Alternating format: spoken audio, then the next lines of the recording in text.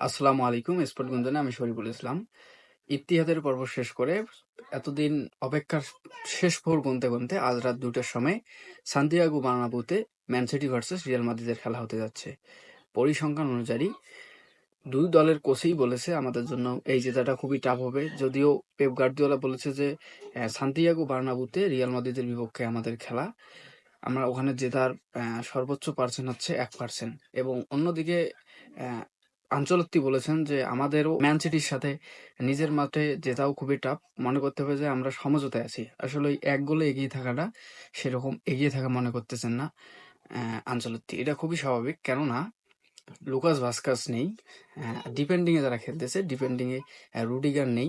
হয়তোবা রুডিগার আজকে নামলেও নামতে পারে। এখন পর্যন্ত কোনো অফিসিয়ালি কোনো নিউজ আসেনি রিয়াল মাদ্রিদের কাছ থেকে। তো চুয়ামেনি বলেন, মেন্ডি বলেন, এরা একটা না একটা মানে পেনাল্টি একটা গিফট পাবে অপোনেন্ট টিম, এটা আপনি শিওর থাকেন। আমি আপনাকে লিখিতভাবে দিলাম। এবং সর্বশেষ যে কথা সেটা হলো যে ফুল ফর্মে আছে বর্তমান ম্যান সিটির সব প্লেয়ার।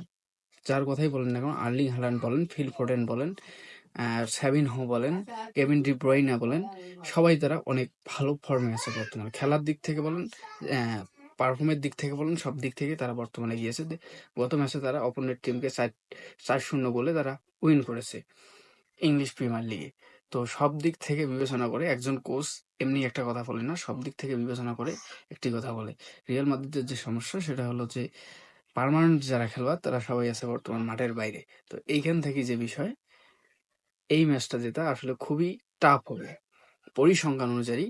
যদিও রিয়াল মাদ্রিদ ১ গোলে এগিয়ে আছে। গত ম্যাচে আপনার স্কোর সবাই জানেন যে ম্যান সিটি ২টি গোল দিয়েছে এবং রিয়াল মাদ্রিদ ৩টি গোল দিয়েছিল। কিন্তু ১ গোলে এগিয়ে থাকলেও ওই এগিয়ে থাকাটা আসলে এগিয়ে থাকা নয়।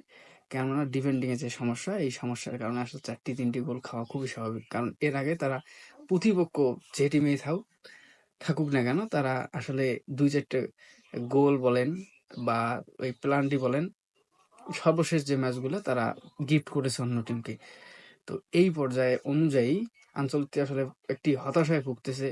পেরেজও হতাশায় ভুগতেছে। যদিও গত ম্যাচে একটা লা লিগায় তারা রেফারির ভুল সিদ্ধান্তর কারণে পয়েন্ট হারিয়েছে। বেলিংহাম টার্নিং পয়েন্ট একটা, সে টার্নিং পয়েন্টকে তারা মাঠ থেকে বের করে দেওয়ার পর আসলে সেরকম সুযোগ ক্রিয়েট করলেও গোল দিতে পারেনি। যদিও সেটা ভুল প্রমাণ হয়েছে এবং বেলিংহামকে নির্দোষ প্রমাণ করে রেফারিকে ৭ দিনের জন্য বরখাস্ত করেছে। সব মিলে আসলে খুবই একটা টান উত্তেজনা বর্তমান চলতেছে এবং রিয়াল মাদ্রিদের খুব একটি দুর্দশার দিন যাচ্ছে। তো এই সবকিছু মিলায় আজকে রাতে যে খেলাটি আছে রাত ২টার সময়, আপনারা সবাই হয়তো জানেন এটা হাইপ ম্যাচ, এটা নতুন করে বলার কিছু নেই, সবাই আমরা জানি। তো দেখা যাক স্কোর কি হয়। স্কোর অনুযায়ী আগামীকাল কথা হবে। ধন্যবাদ।